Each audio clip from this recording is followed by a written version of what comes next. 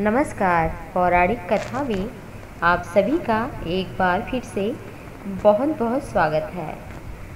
आइए हम जानते हैं कि जब माता सीता एक बार क्रोधित हुई थी तो उसका क्या कारण है और उन्होंने किसे सजा दी थी।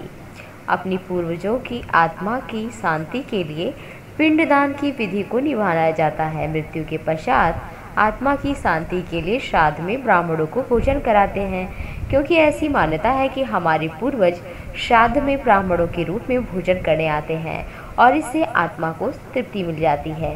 भगवान श्री राम ने अपने भाई लक्ष्मण और पत्नी सीता के साथ वनवास जाने की बात हम तो सभी जानते ही हैं। इस बात से अयोध्या के सभी जो निवासी थे दुखी हुए थे। महाराज दशरथ राम और लक्ष्मण के वियोग के इस दर्द को नहीं सह पाए और उनका स्वर्ग गमन हो गया। पिता की मृत्यु के समाचार से राम लक्ष्मण बहुत दुखी हुए।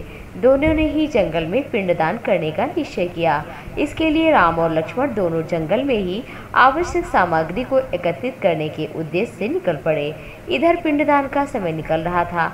समय के महत्व को समझते हुए माता सीता ने अपने पिता समान ससुर दशरथ का पिंडदान उसी समय राम और लक्ष्मण की उपस्थिति के बिना ही कर दिया।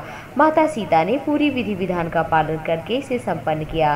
कुछ समय बाद जब राम लक्ष्मण लौट कर आए तो माता सीता ने उन्हें पूरी बात बताई और ये भी कहा कि उस वक्त पंडित, गाय, कौवा और फल्गु नदी वहाँ पर उपस्थित थे। साक्षी के तौर पर इन चारों से सच्चाई का पता लगा लीजिए। श्री राम ने इस बात की पुष्टि करने के लिए चारों से पूछा तो इन चारों ने ये कहते हुए झूठ बोला कि ऐसा कुछ नहीं है। इस बात से दोनों भाई सीता पर नाराज हुए। राम और लक्ष्मण को लगा कि सीता झूठ बोल रही हैं। इनकी झूठी बातों को सुनकर माता सीता क्रोधित हो गई और उन्हें झूठ बोलने की सजा देते हुए आजीवन श्रापित कर दिया।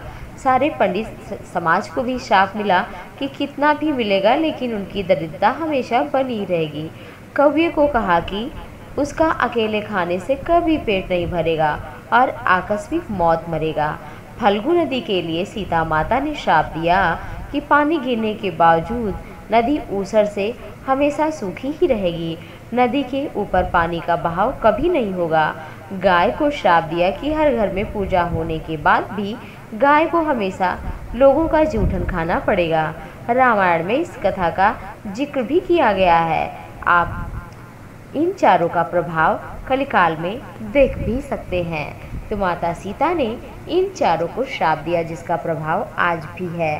तो आज की पौराणिक कथा यहीं पूरी होती है। नेक्स्ट कथा में आप सभी से फिर से मिलते हैं।